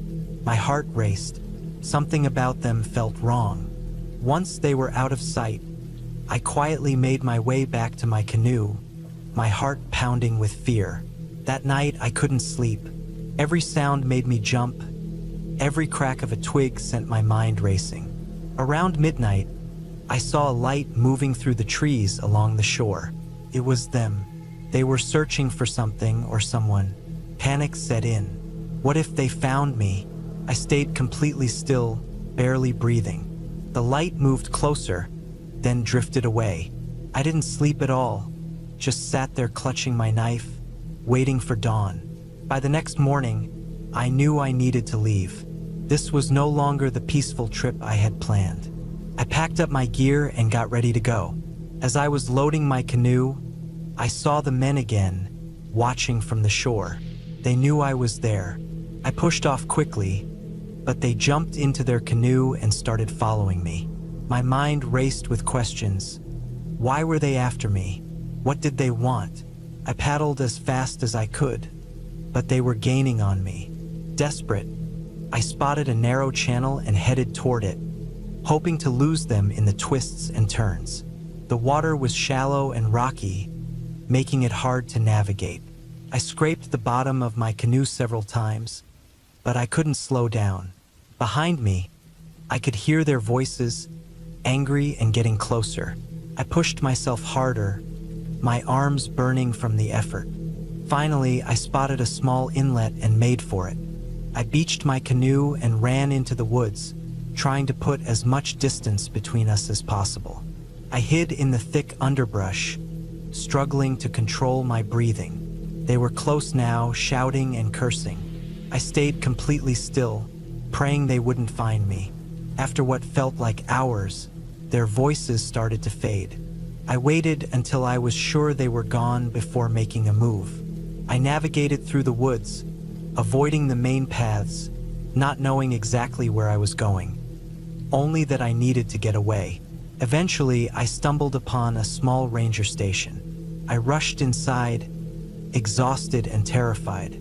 The ranger looked at me, shocked by my appearance. I told him everything. He called for backup, and soon the place was filled with law enforcement officers. They took my statement and went out to search for the men. I stayed at the station, too shaken to do anything else. The authorities found signs of the men, evidence of their illegal activities, but the men themselves had disappeared. The officers told me I was lucky to be alive, explaining that the boundary waters were sometimes used for illegal operations, though it rarely affected visitors. The next day, I left Minnesota, promising myself I would never return. The peace I had sought had turned into a nightmare, and I couldn't forget it.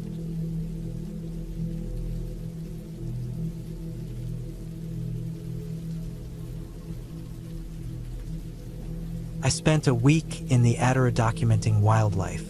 My days were filled with hiking through thick forests, snapping photos of birds and other animals. The place was stunning but isolated, and I rarely saw other people.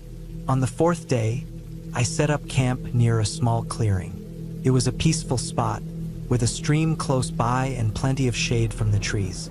That evening, as I reviewed the photos I had taken, I heard a distant noise, the sound of chainsaws. It was strange since I hadn't seen any signs of logging in the area. The next morning, curiosity got the better of me, and I decided to investigate. I woke up early and followed the sound, carefully moving through the woods. After about an hour, I came across a group of men chopping down trees. None of them were wearing uniforms, which struck me as odd. I took a few photos from a distance, not wanting to get too close. Just as I was about to leave, one of the men noticed me. He shouted something to the others, and they all stopped working, staring at me. My heart pounded as I quickly turned around and started walking away, trying to act like everything was normal.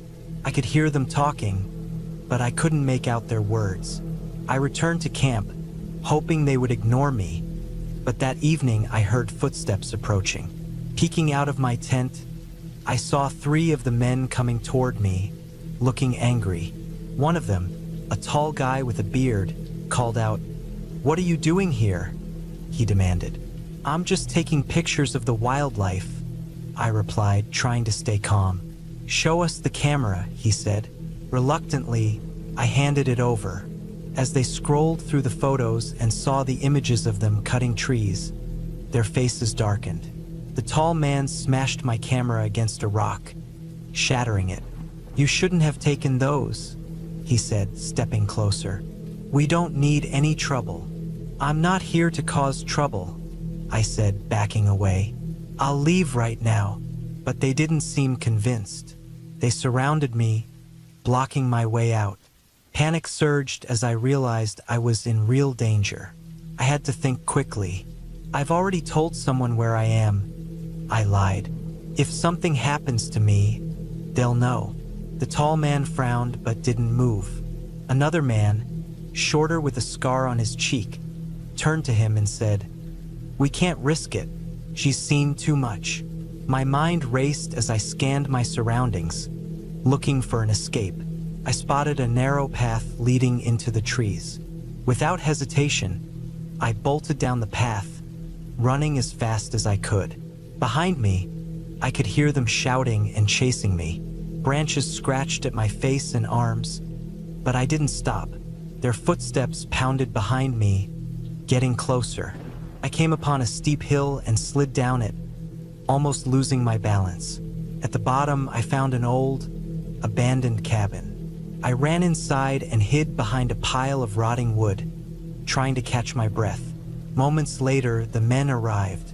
They spread out, searching the area. My heart was pounding so hard, I was sure they could hear it. I stayed completely still, barely daring to breathe. After what felt like hours, they finally left. I waited until I was certain they were gone before creeping out of my hiding spot. My body ached from tension, and I was scraped up from the frantic run, but I knew I had to keep moving. I grabbed what little gear I could carry and set off in the opposite direction of the loggers.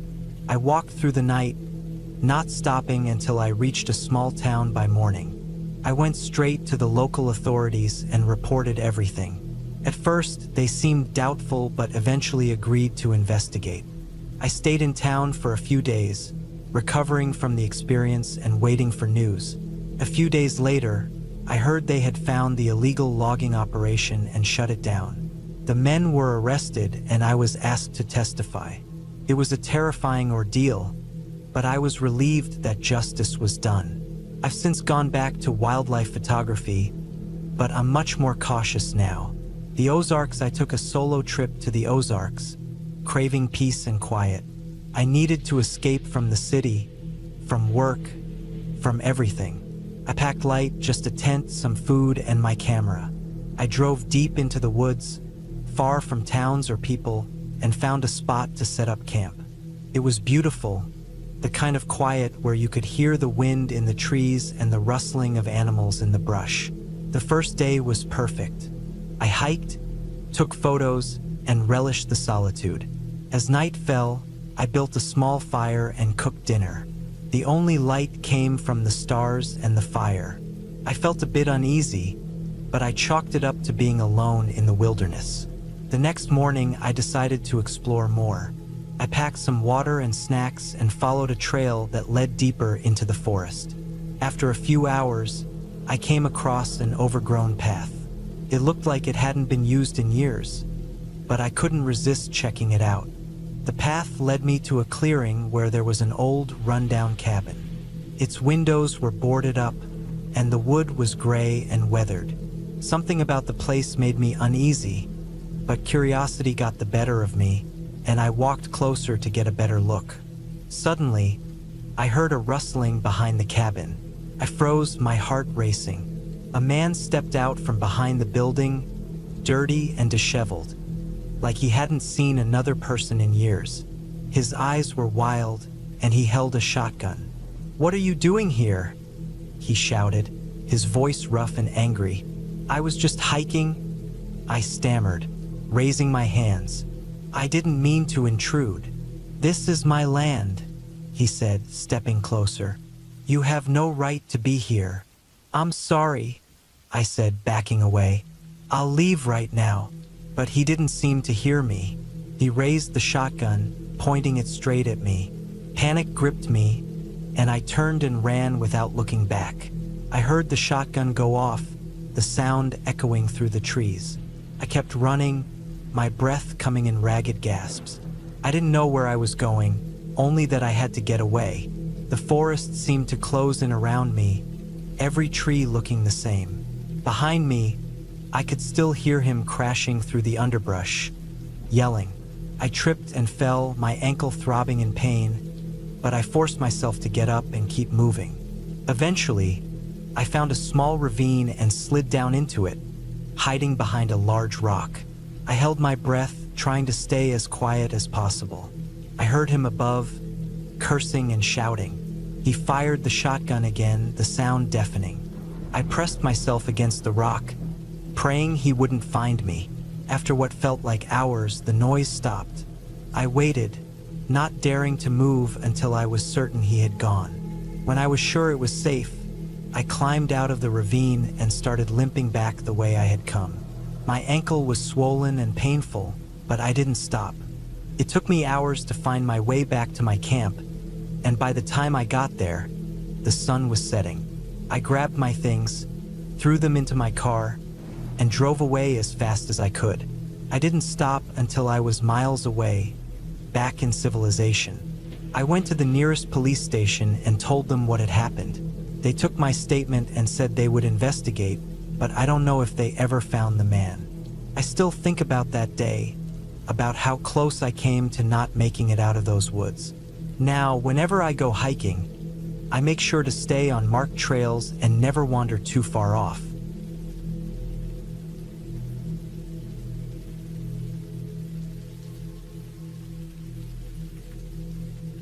I've always had a passion for photography, especially capturing the untamed beauty of nature. So when I got the opportunity to explore the Everglades, I was thrilled. It was just me, my camera, and the vast stretch of wetlands and mangroves ahead of me. I spent the day taking pictures of everything, the wildlife, the plants, and the calm waters reflecting the golden light of the setting sun. The Everglades were stunning, a dream location for any photographer. As night approached, I decided to find a spot for some shots after dark. I ventured deeper into the wild, following a narrow path that twisted through thick greenery. The air was filled with the sounds of chirping insects and the occasional splash of water. That's when I saw them, figures moving in the distance, far from the usual trails. At first, I assumed they were just other explorers, maybe even photographers like me. But as I zoomed in with my camera, I realized they were doing something different. The group seemed nervous, gathered around large crates and bags. They didn't have tripods or cameras. Instead, they were using tools and gear that seemed completely out of place in the peaceful Everglades. Curiosity got the better of me, and I snapped a few pictures to capture what I was seeing. But in my excitement, I must have made a noise, maybe stepping on a twig. Suddenly, the group went still, their heads turning toward me.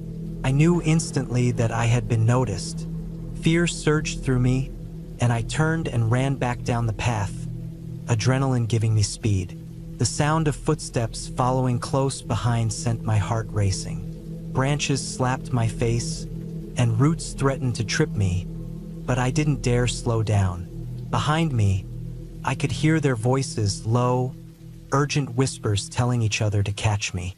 Terror gripped me, urging me to move faster, to escape the men chasing me through the wilderness. I took sharp turns, hoping to lose them in the maze of trails, but they were relentless, their footsteps coming closer with every second. I glanced back once and saw their shapes silhouetted against the faint moonlight, closing in.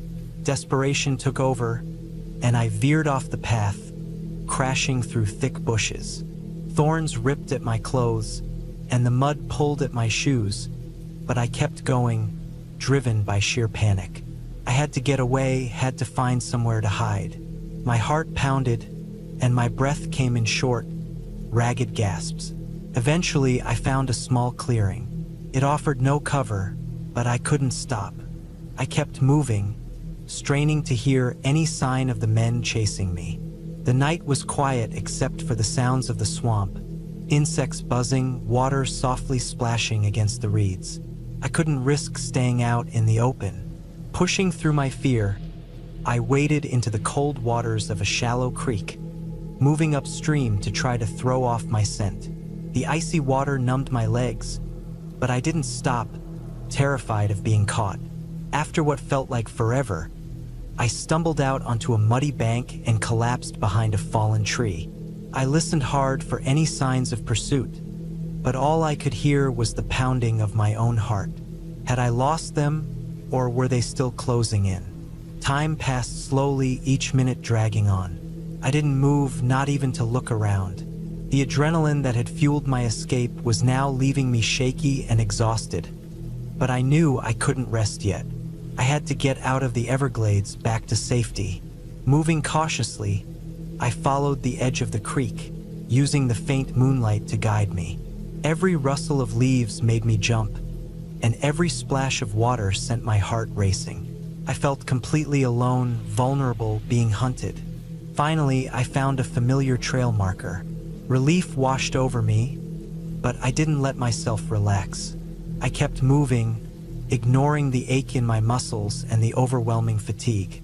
When I finally reached the edge of the Everglades, I collapsed onto solid ground, tears stinging my eyes as I fumbled for my phone to call for help. Emergency services arrived quickly, and I led them back to the spot where I had seen the group. But by the time we got there, they were gone, leaving behind only traces of their camp and the crates that hinted at their illegal activities. The authorities promised to investigate, but the fear from that night stayed with me long after I left. I never returned to the Everglades to take photos again.